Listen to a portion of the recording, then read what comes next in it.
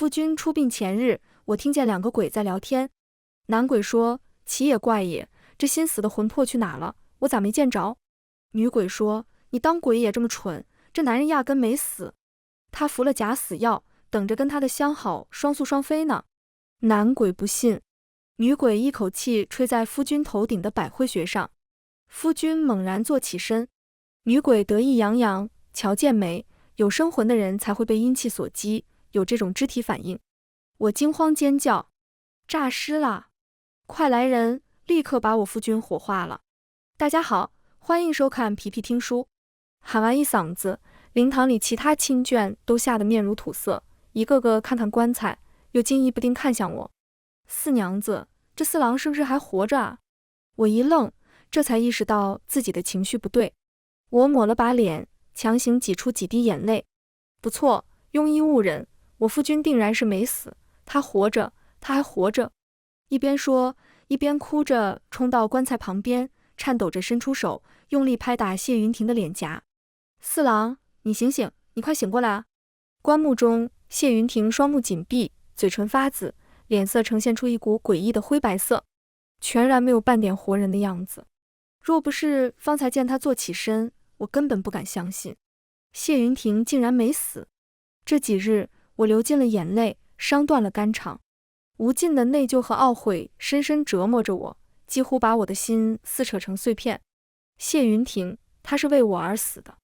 出事那天，我们夫妻刚吵过一架，他又像往常一样，没经过我同意，便将我的金簪赠给寡嫂柳如霜。我气得掉眼泪，翠玉阁的周师傅单子都排到2年后了。这只簪子我等了足足1年半，是给我妹妹吉吉里用的，你凭什么给她？好了，不过一只簪子而已，晚晚莫小气。谢云亭不以为意，宽慰似的拍拍我的肩膀。月底便是嫂嫂生辰，她喜欢就送给她吧。你也知道这几年她过得有多不容易。我哭着拧过身子，她不容易也不是我造成的，跟我有什么关系？胡说！谢云亭放在我肩膀上的手力道陡然收紧，他压着怒气，语气已然带上几分不耐烦。这几年我家亏欠嫂嫂颇多，我们夫妻一体，不可再说这样过分的话。成亲3年，这句话我已经听过无数遍。兄长病弱，柳如霜嫁进来给他冲喜，谁料冲喜没冲成功，他过门1个月，兄长便一命呜呼。婆母非说是柳如霜命硬，克死了兄长，狠命搓磨他。可后来家里遭了难，是柳如霜拿出自己的嫁妆银子，又求爷爷告奶奶，四处奔波1个多月，才搬来救兵，助谢家渡过难关。婆母临死前拉着我和谢云亭的手，说谢家最亏欠的便是这位嫂嫂，让我们2个务必要敬她重她，视她如母。那时候我刚过门，听谢长廷说完这些往事，心里也十分佩服这位嫂嫂。我是诚心拿她当长辈敬重的，没料到见了面，才发现全然不是那么一回事。谢三郎比谢云亭年长8岁，可这位嫂嫂竟和他同岁，不过20出头。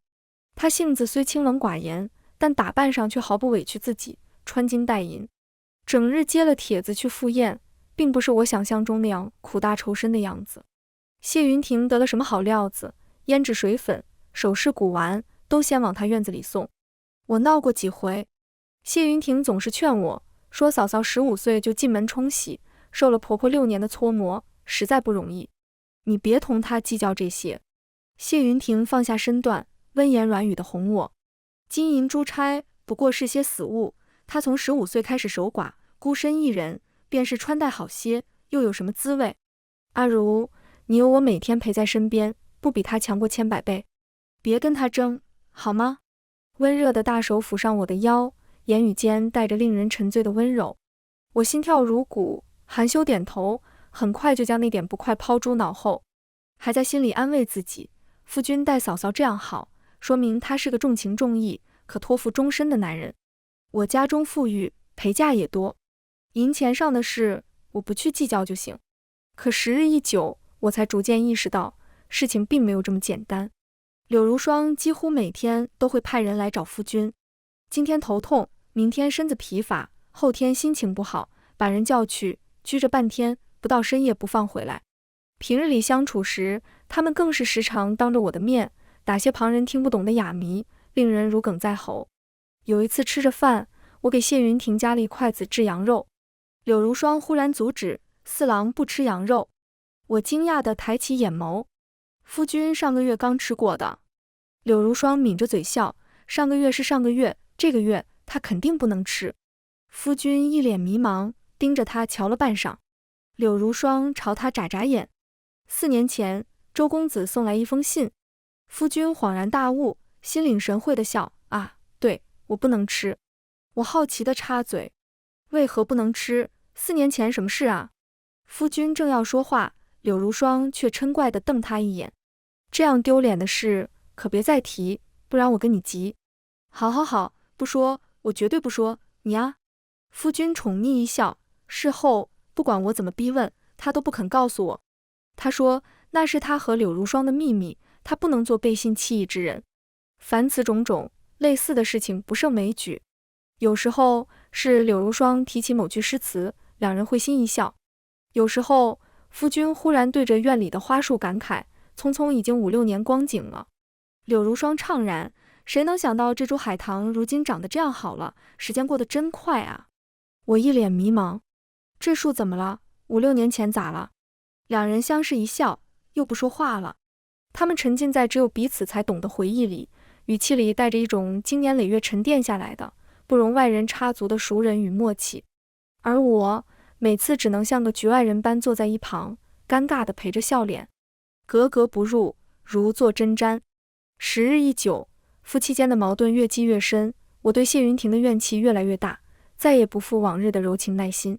见他又不言不语就把我的金簪送给柳如霜，我暴跳如雷。夫妻两人大吵一架，我发狠砸了谢云亭书房里的砚台和花瓶。谢云亭连连道歉，说保证会补偿我。当晚他连夜出了城，结果第2天一早便传来了他的死讯。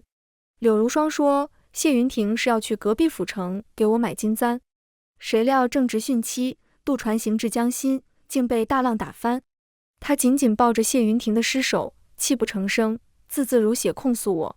沈婉如，都是你，是你害死了四郎。昨夜雨大，官船都不肯过河，四郎赶着给你买簪子，强行叫了一艘破旧的渔船。你的簪子就这么重要吗？比四郎的命还重要？我僵在原地，目光所及是谢云亭了无生机的脸。他浑身湿透，衣袍紧贴身躯，仍在不断地往下滴着水珠。水渍在地面蔓延，一点点浸透我的绣鞋，彻骨的寒意瞬间顺着鞋底攀爬而上，冻僵了我的4肢百骸。我捂着心口跌坐在地，放声痛哭，几乎肝肠寸断。人死债消，过往那些局与怨怼，竟都如云烟般消散了。满心满眼翻涌上来的，只剩下谢云亭的好。他为我画眉，给我梳妆，生病时，他撇开小厮丫鬟，亲自蹲在小厨房的泥炉前，守着给我熬煮汤药。烟气袅袅，熏得他眼角发红，却还笑着同我说不碍事。我嫌看账麻烦，他便自然而然接过我所有嫁妆铺子的账簿，一力担起那些经营琐事。这几年，那些田庄铺面都被他打理得井井有条，尽意颇丰。整整4年的夫妻情分，那些细碎温柔的片段，此刻如同生了利齿，反复啃噬着我血肉模糊的心。我心如枯槁，给他守灵3日，只喝了些凉茶，粒米未进，自责懊悔，恨不能跟他一起死去。现在你告诉我，这都是假的。谢云亭没死，他竟然没死。我死死掐着棺木，牙齿咬得咯咯作响，勉力维持着摇摇欲坠的镇定。来人，大夫，大夫呢？片刻后，温大夫急匆匆赶来，伸手在谢云亭鼻息下探了探，又在他心口、脖颈脉搏处都按压一阵，斩钉截铁下结论：这死的不能再死了。你胡说！我哭道：刚才许多人瞧见的，我夫君明明坐起来了。温大夫手一抖，吓得往后连退2步。莫不是诈尸了？了不得，赶紧拿去火化掉吧，这要是葬下去尸变，成了僵尸，那可要为祸一方啊。灵堂里静默片刻，如同冷水入油锅般沸腾起来。众人喧哗议论，有那胆小的连滚带爬尖叫着往后退。真的是诈尸，天爷，这世上难道真有僵尸？我亲眼瞧见的。四郎就这么忽然坐得笔直，我的娘哎，这到底咋回事？我用帕子捂着嘴，哭道：温大夫见多识广，既然是诈尸，那这尸体绝对不能留了。靠近棺木的陈婆子听了，猛地往后退2步，撞翻了一个烧纸钱的铜盆，灰烬漫天飞舞。她惊恐地往人群后缩，一边夸张地打着手势。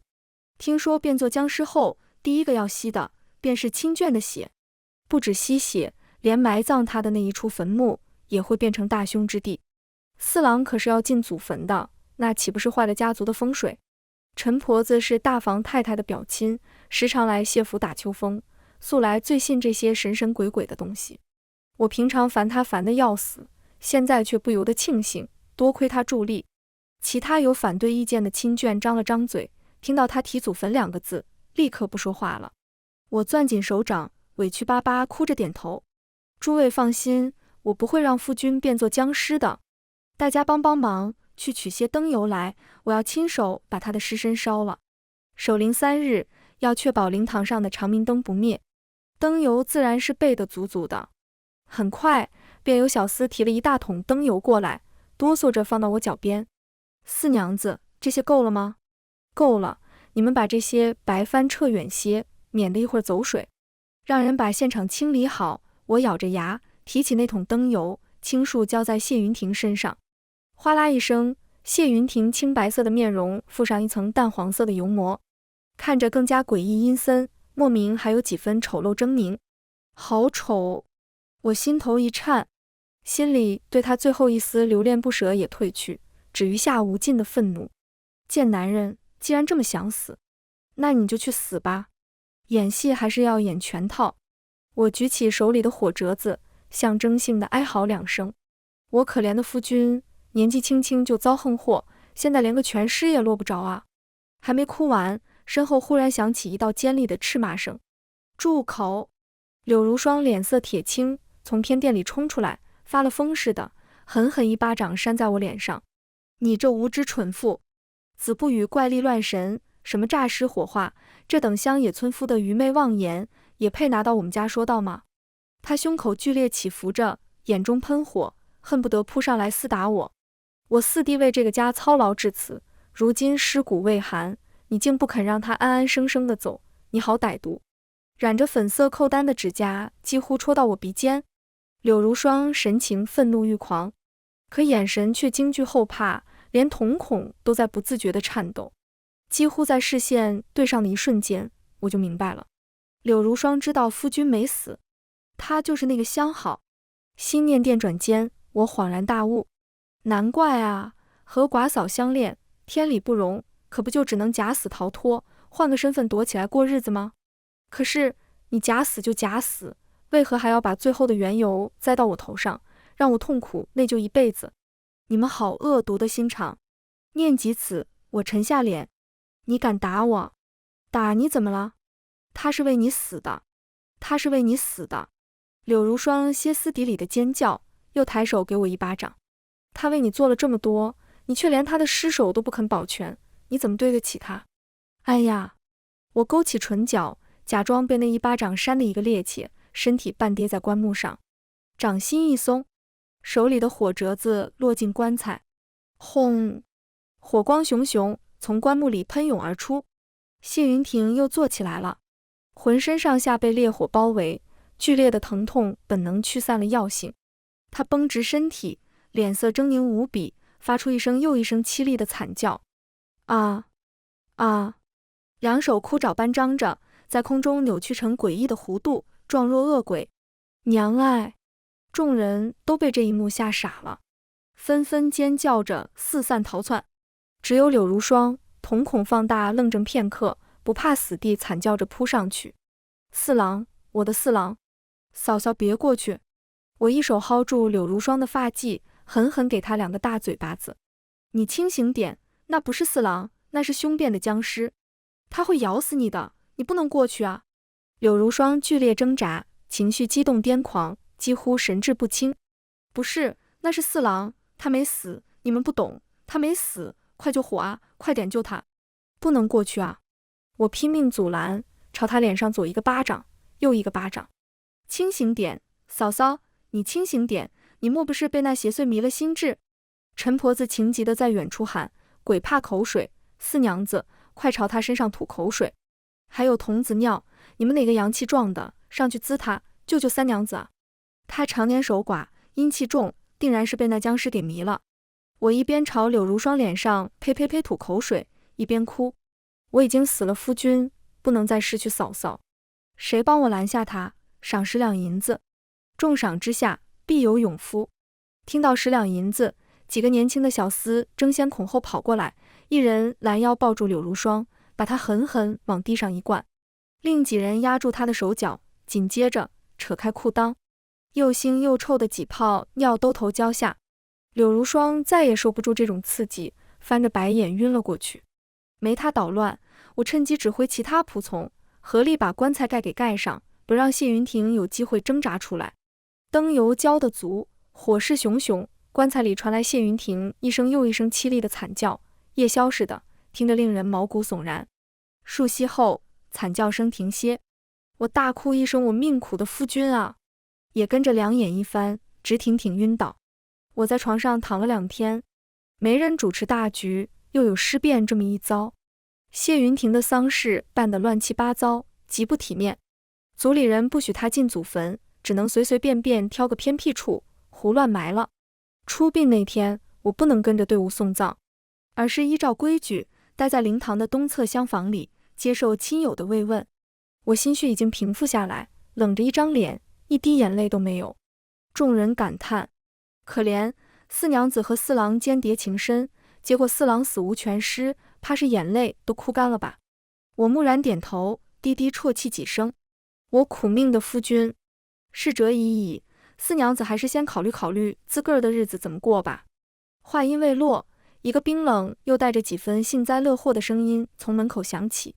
我抬起头，只见一个身材微胖、穿着富贵的中年男人摇着把折扇，大摇大摆地踱步进来。他腰间挂着碧绿通透的翡翠玉佩，手上戴了足足4、5个金玉扳指，一双精于算计的眼睛先是在屋内逡巡一圈，继而落在我身上，皮笑肉不笑道：四娘子欠我这么多钱，想好怎么还了吗？这人是城里有名的放贷阎王，城内8成的当铺和银庄都是他开的，绰号前半城。我惊讶地抬起头，钱老爷，这是什么意思？我跟你并没有生意上的往来。钱进轻笑一声，拍了拍手，身后的仆从递过一叠子契书，只粗略扫了一眼，我便心脏骤紧，猛地瞪大眼睛。我扑过去，拿起那堆契书细看。谢四郎把名下所有田产铺子抵押，连同你们住的这处宅子，拢共借了13000两银子。论理呢，你这些田屋宅舍是值不了这么多钱的，按市价最多8000吧。不过你谢婶两家都是大族，四郎又苦苦哀求我，我便发善心，多借了他7000两。前几日你们家办丧事，我不好催。如今这笔银子，四娘子准备怎么还？契书上签字印信齐全，还盖了铺子里的私章，甚至拿去官府备过案。我眼前一黑，呕得几乎要吐血。13000两，谢云亭和柳如霜不仅要私奔，还把所有钱财席卷一空，留我给他们填债。夫妻4年，他对我竟连半分情意都没有吗？我狠狠攥紧手掌，痛苦地闭上眼睛。谢家族人都在，钱进说话倒还算客气。四娘子，大家都是街坊邻居，我也不逼你。最后给你5天时间，等时候一到，我就来收房子，不够的银两让你娘家凑上。我娘家虽然富贵，但7000两银子也是一笔天大的数字了。如今兄长已经娶妻，2个妹妹也正在说亲，不可能再为我掏空家底。我也没那个脸面，把全家一起拖入泥潭。若是凑不上，钱进的视线在我脸上停顿片刻，贪婪地笑道：四娘子便以身抵债吧。钱进走后，谢家族人大乱。13000两，四郎拿这些钱是要去做什么？我倒是听他提过一嘴，好像要去府城做生意，需要垫一大笔钱。四娘子，你知道这回事吗？在堂兄的提醒下，我才意识到谢云亭原来早就已经埋好伏笔了。早在1个月前，他便同我说过，他想到府城去做生意。青州虽然繁华，但跟隔壁府城比，还是差着一大截。谢云亭说自己一个朋友跟府城的同知大人是亲戚，可以用低廉的价格拿到几处位置极好的铺子和一个染房。只是在低廉，毕竟是府城，那笔银子仍是一个大数目。具体多少，谢云亭没告诉我，他只笑着搂住我的肩，你尽可安心等着吧，到时候为夫一定给你一个天大的惊喜。原来这就是他给我准备的惊喜。堂兄大急，那银子呢？四郎打点出去没有？那铺子买了吗？钱还能追回来吗？我摇头苦笑，铺子染房都是假的，跑去府城，自然什么也追不回来。这一大笔钱，估计都在谢四郎和柳如霜手里捏着。幸好他还没私奔，就被我一把火烧死了。一切都还来得及。这2日，我早就命人盯着柳如霜。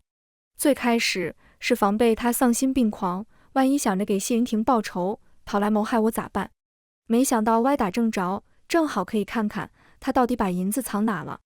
我问盯梢的小厮，柳如霜这几日都在做什么？小厮抬起头，脸上露出一个十分迷茫的表情。小的也不知道。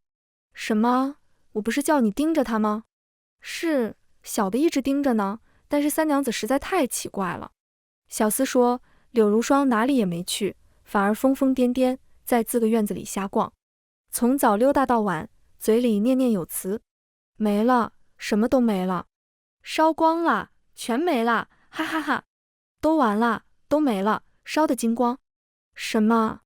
我心头狠狠一颤，脑中忽然浮现出一个很可怕的猜测。谢云亭这人性格向来十分谨慎多疑，什么都喜欢捏在自己手里，从不假手旁人。我们这样的大户人家都有丫鬟小厮专门管银钱相拢，可谢云亭的所有银子全是他自己管的。为此我还嘲笑过他许多次。四郎，不如把这箱银票地契抱在怀里睡觉，免得叫人偷了去。谢四郎垂下眼眸，你不懂，前几年我家遭难，我家里最后一点银钱都被我那贴身小厮偷走了。若不是嫂嫂……停顿片刻，谢四郎笑着握住我的手。总之，银钱要自己贴身藏着才放心呢。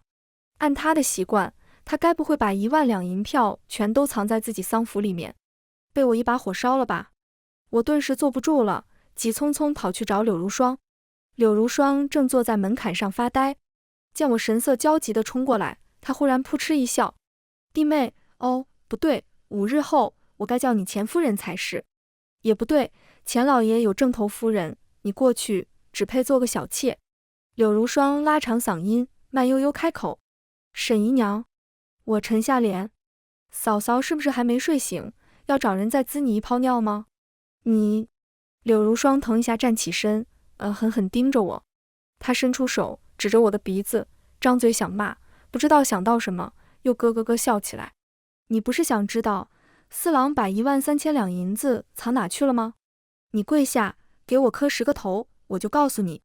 柳如霜眼里翻涌着痛苦、恨意，还有一种古怪的幸灾乐祸。看着他这副疯疯癫癫的样子，我心一下就凉了半截。完了，全完了，那银票8成就藏在谢云亭身上。这几天接二连三的打击，我都扛过来了，可这一个结果，我实在有些难以承受。我脚下一个踉跄，脸色顷刻间变得惨白如纸。柳如霜拍着手哈哈大笑，涕泪四溅。你猜到了？不错，那1万两银票就藏在四郎身上，被你烧光了。都怪你这个毒妇，都是你自找的，不肯留四郎的全尸，这一切都是你的报应。柳如霜凑近一步，眼珠颤动，死死盯着我的反应。可怜四郎，还想用这13000两去府城给你挣下一份家业。他说要让你过上最好的日子，有戴不完的金簪，穿不完的绫罗绸缎，再也不用为了一些胭脂水粉同我吵架。现在全都被你亲手毁了。你害死了四郎，你还烧掉了他辛苦攒下的银钱。沈婉如，你真该下地狱。都到这个时候了，柳如霜还在撒谎，还想让我的余生都活在对谢云亭的歉疚之中。我也懒得揭穿他，冷笑一声：你以为你能好到哪里去？谢云亭把宫中的田宅铺子全抵了，你难道不用跟我一起还债？我们这一房只有谢三郎和四郎兄弟2个。三郎去世后，谢云亭说他手里那些铺子田庄，兄长有1半的份额。既然他不在，那一份就是嫂嫂的。现在他把家产全部抵押，论理柳如霜也逃不开的。柳如霜哈哈大笑，从怀里掏出一份放妻书，上头写明柳如霜放弃在谢家的一切利益，谢家允其归宗回娘家，日后两不相干。瞧见没，四郎早就给我拟好放妻书，允我回娘家，你谢家欠多少银子都跟我毫无关系。东西我也收拾好了，你我妯娌一场，等钱老爷一顶小轿把你抬回钱府，我会来喝喜酒的。柳如霜冲回房里，取出早就准备好的包袱，不怀好意地盯着我。听说钱老爷玩得很花，家里7、8房小妾，每年都有被打死的。我看你能在他手下活几天？柳如霜一甩包袱，抬脚便走，还没过2门就被人拦住了。钱进早派人看着我们，欠下这么多银钱，1分1毫他都不可能再让柳如霜带走。那几个粗大的仆妇毫不客气，抢过柳如霜的包袱，卸下她的钗环手串，把她身上仔仔细细检查一遍，连鞋底都没放过。见再搜不出什么东西，才肯放她离开。柳如霜原本偷藏了500两银票，还包了一大盒金首饰，东西全部被搜走，她原本也是很崩溃的。机关算尽一场空，她和谢云亭谋划许久，到头来钱财1分没落下，情郎还丢了性命。可跟我比起来，她至少还能全身而退。柳如霜强打起精神，包袱一扔，也不急着走了。我偏要多住几天，我要亲眼看着你落到那贼老头手里。柳如霜想看我的笑话，我自然不能让她如愿，哪怕刀已经架在脖子上，我也要拼尽全力，给自己挣出一条活路来。接下来的几天，我几乎把府里掘地3尺，尤其是谢云亭经常活动的地方。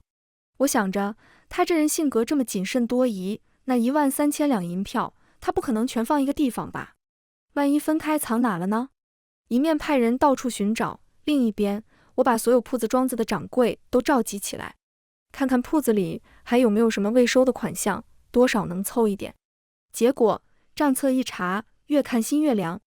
谢云亭把铺子里仅剩的那些现银全提走了，不止如此，还欠下许多债。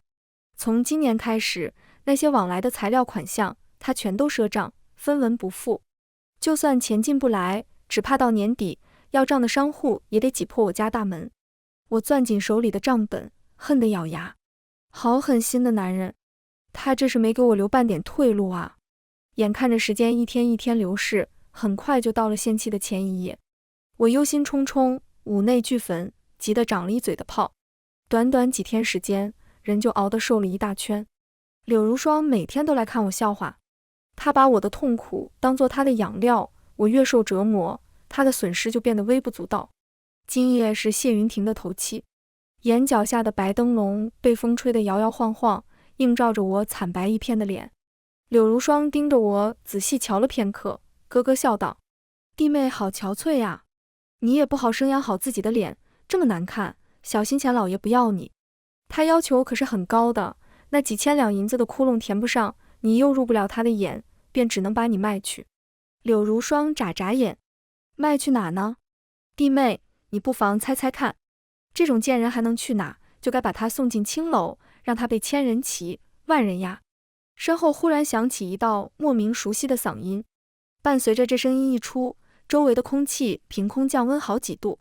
我摸摸手臂上的鸡皮疙瘩，震惊地转过头，我竟看见了谢云亭。没错，今日是他的头七夜，他还魂了。前几日看见的那2个鬼也跟在他身边。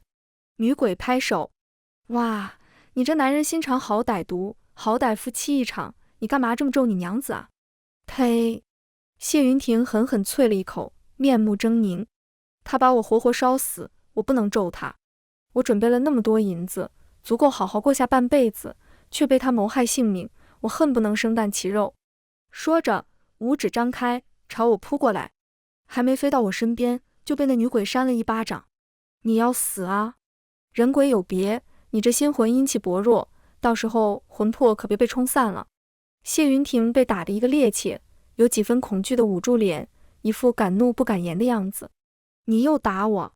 女鬼昂然，打你咋了？姐都是为你好。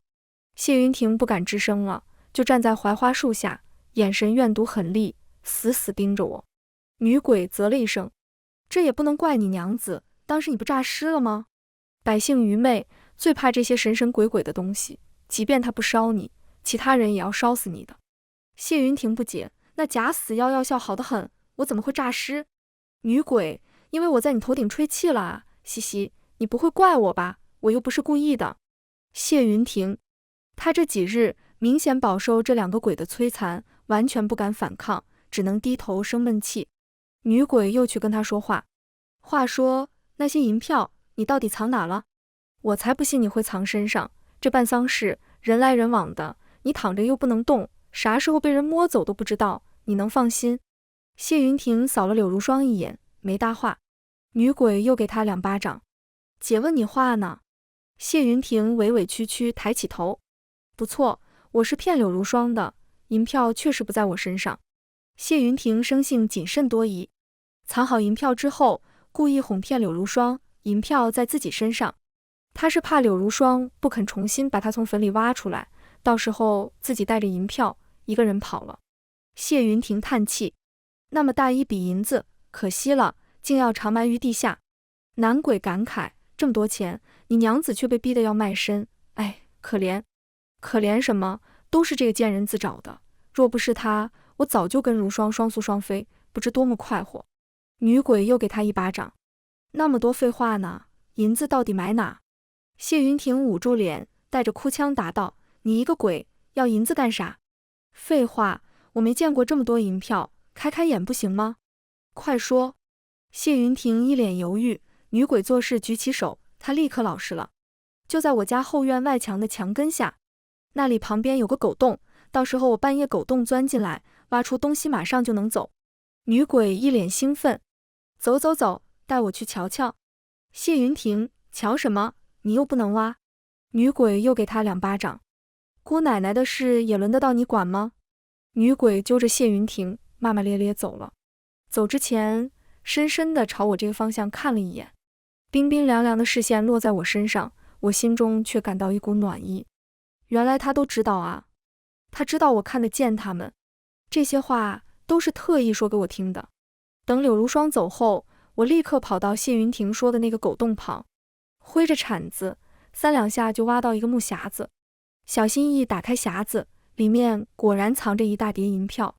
我认真数了3遍，2万两，整整2万两，不仅能还上钱老爷的债，填上铺子的窟窿，还有几千银子的富余。谢云亭自己攒的私房钱全都在这了。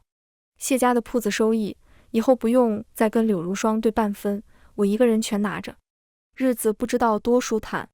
我抱着那个匣子做了一夜的美梦。第2天，钱进如约来到谢府，为了以示公允，他还特意带着几个官府的捕快。4娘子13000两，再加1000银子的利钱，你都准备好了吗？钱进得意地摇着扇子。没钱，那4娘子就把这份卖身契签了吧。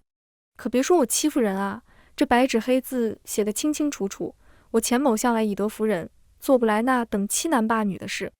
柳如霜在旁边畅快地笑，钱老爷，我弟妹前几日就等不及想伺候你了呢。我也淡淡一笑，拿起庄台上的匣子打开，抽出一沓银票递给周捕头，连本带利14000两，麻烦周捕头替钱老爷数数。什么？钱进的绿豆眼猛然瞪得滚圆，柳如霜的笑意也僵在脸上，她倒吸一口冷气，尖叫着冲过来夺那沓银票。不可能，你哪来的银子？这不可能！周捕头不满地抬起手，旁边2个捕快立刻拦住柳如霜。干啥呀你？柳如霜表情狰狞，装若癫狂。不可能，那些银子明明被烧掉了，跟着4郎一起烧掉了。4郎他忽然倒吸一口冷气，不可置信地捂住心口。4郎在骗我？他把银子给你了，他是骗我的，他难道不想带我走吗？周捕头不解，你在胡说什么？谢4郎的银子自然是给谢4娘子，带你一个嫂子走干什么？把这疯女人赶出去！柳如霜被扔出谢府，钱进收好银票，也一脸不甘心地离开了。他这人虽为富不仁，但起码表面功夫做得很好，短期内应该不会对我造成什么威胁。我拿着银子，把店铺欠下的债款全都还了，又挑几间营生不好的店买掉，拢了一下，手里约莫有上万银子，一个人花不完，根本花不完。柳如霜家里人上门来闹过好几次，说柳如霜守寡快10年，凭什么谢家祖产他没份？笑话，他一个人光伸进来，光伸出去，放契书上都写了，你若是不服，便去告官吧。能把15岁的闺女嫁进来冲喜，柳如霜的父母对这个女儿自然没多疼爱。当时她提着个包袱嫁进谢家，里头除了几身半新不旧的换洗衣物，旁的嫁妆半点也无。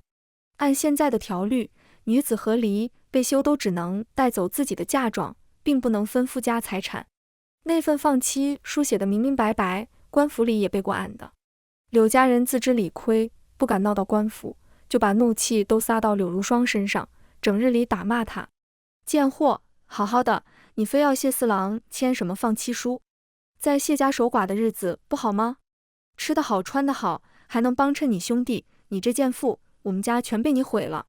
在谢家时，柳家每年都能从谢四郎手里捞到不少银子，便是他几个兄弟子侄也聚在谢家铺子做工。现在全家失业，所有人都恨柳如霜，恨得咬牙切齿。在几重打击下，柳如霜彻底疯了。逢人就说，不会的，四郎心里有我们说好一起私奔的。沈婉如这个贱人，她才不是什么四娘子，我才是四娘子，我跟四郎情投意合。风言风语，竟将过去的事情和盘托出，这事对谢柳两家都是一个天大的丑闻。柳家人吓得将他捆在家里，再也不敢让他出门。可风言风语还是传了出去，众人都在私下感叹：天理昭彰，报应不爽，这对狗男女活该。只是不知这谢四郎怎么想的，既然要假死私奔，怎么又把银子还给谢四娘了？莫非是良心发现？也可能是哪路神仙看不下去，托梦指点的谢四娘呢？我听了，只是淡淡一笑。没有神仙，却是个女鬼。4年前，烟花楼一个叫翠娘的女子，同她寻上门来的竹马私奔，被人抓住活活打死，草席一卷，便要扔到乱葬岗。我正巧遇见，心生不忍。我出5两银子，你把他们的尸首交给我吧。我让人寻处墓地，好生安葬了2人。盖上棺木之前，一阵寒风吹过，翠娘脸上凌乱的秀发滑落，露出一双大睁的双眼，极美的杏眼，眼角一颗血痣，同那女鬼一模一样。事后，我准备了丰厚的祭礼，去墓前祭拜翠娘。多谢你，我不过出了5两银子，你却还我2万两，这人情欠大了。我将祭酒缓洒于坟前，纸钱灰烬被风卷着悬上青天。翠娘，你放心吧，只要有我在的一日，必不会叫你断了香火。林间忽起一阵清风，吹得树叶簌簌作响，仿似女子低语轻笑。全文完，皮皮听书感谢您的观看，我们下个故事再见。